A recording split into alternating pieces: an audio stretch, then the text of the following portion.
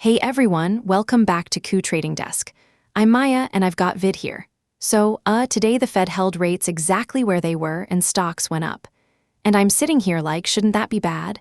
The Fed's basically saying we're not cutting anything for a while, and somehow the market's like, cool, let's buy some tech. What is happening? Okay, so here's the thing, Maya. The Fed held at 3.5 to 3.75%, which is what the market already expected. Right? Nobody woke up today shocked. And when nothing's a surprise, prices don't move based on fear. They move based on actual business. So the number itself doesn't matter that much. Exactly. Think of it like this. You're dating someone and you both agree, hey, we're taking things slow. You say it, they nod, you go to the movies. No drama, right? But if you say it and they go ballistic, that's news. That's a shock.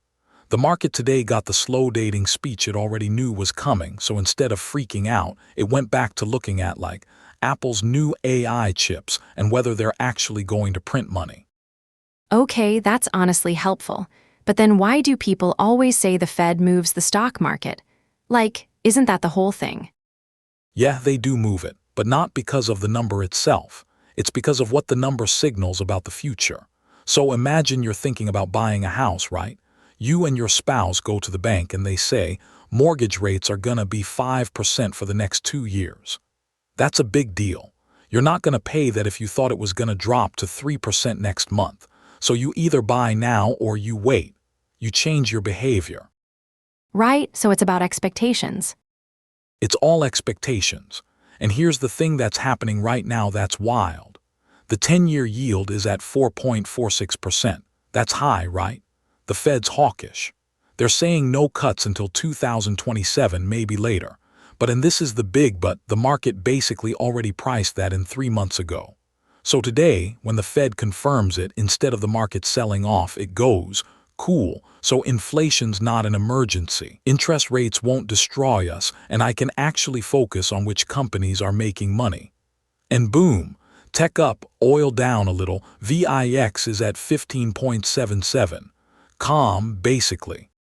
Okay, so the market's actually relieved.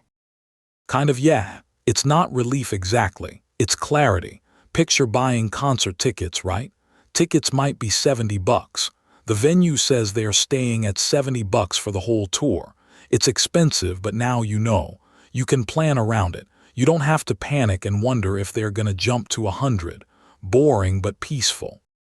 And that's different from when the Fed actually surprises people. Night and day different. So back in August 2023, I'm making this reel for you. The Fed held rates steady, but they changed their language. They basically said, hey, we might cut rates next. The market didn't care about the rate hold. It cared about the signal. Stocks rocketed. Volatility crushed because the future just changed. So right now, we know the future isn't changing. The Fed's staying put. Exactly. And when the future's boring, investors ignore the Fed and start picking stocks based on earnings. Are your tech companies actually growing? Can they pay dividends? Is the cash real? That's the conversation now, not, oh no, rates are high. We've known rates are high for months. Wait, so why'd the market rally today specifically? Was it just confirmation? Partly, yeah, but look at the news. Oil fell over 1%. That's good for airlines and shipping. Iran talks are moving forward, geopolitical risk is down. And Marvell Tech is up 19% because AI chip demand is still bonkers. So the Fed didn't really move the market. Good news in tech and commodities did. The Fed just didn't get in the way. Okay, so if that's the playbook now, what happens next? Like, are we gonna keep going up? That's the million-dollar question. So here's how I see it. Scenario 1.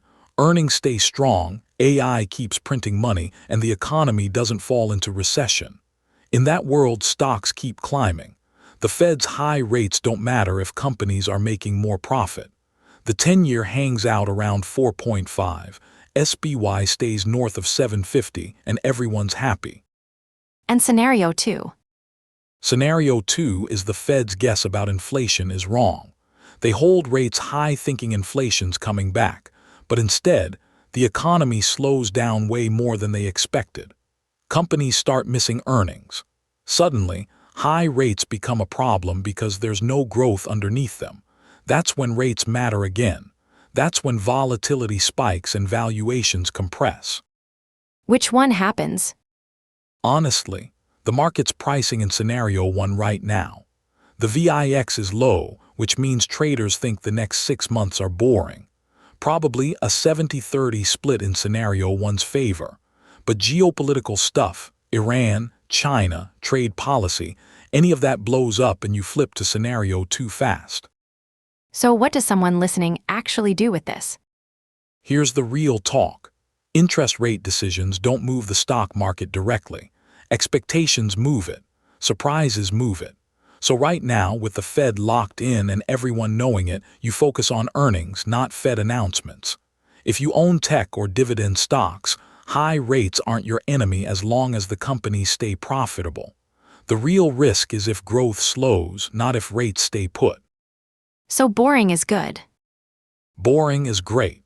Boring means you can actually look at what you own instead of checking CNBC every 5 minutes waiting for the next shock. All right, I'm into that. Last thing, if rates do come down next year, does that change everything? Yeah, completely.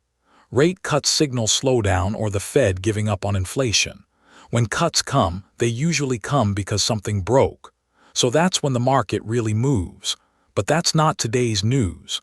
Today's news is the Fed did exactly what we thought. The world didn't end, and stocks can focus on, making money again. Perfect. Vid, thanks for breaking that down. Everyone listening, this is educational content only, not financial advice. If you want to talk through this stuff live with a community, we've got the Discord going. Link in the description. Vid, same time tomorrow. You got it, Maya. Talk soon. Cool. See you all next time on Koo Trading Desk.